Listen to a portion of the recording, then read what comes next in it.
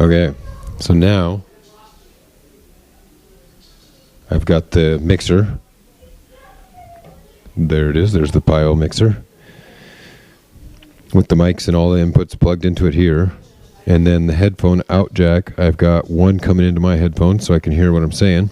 And then the other is going out here, the splitter, through the green wire into the GoPro mic adapter.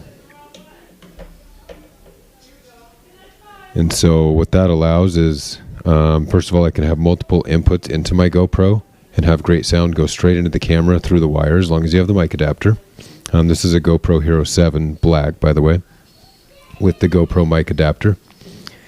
And then it also allows me to hear like a DJ in the headphones while I talk and hear what it sounds like in the mic. I can use a higher performance mic. I mean, I got mics for the GoPro. I've got this one. This is the ceremonic mic with the large fluffy dead cat on it. Kills a lot of wind noise. This is great when the GoPro's outside the house and we're doing action shots or we're in a lot of wind. But when we're inside, we're shooting with lights, and we're making studio type videos, I guess, with the GoPro.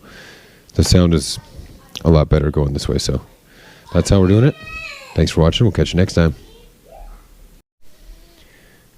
One more thing.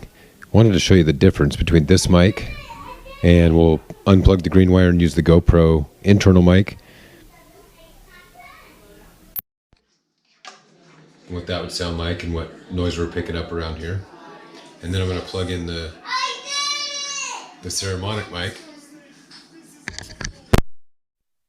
And you can see how that sound is different in the same room.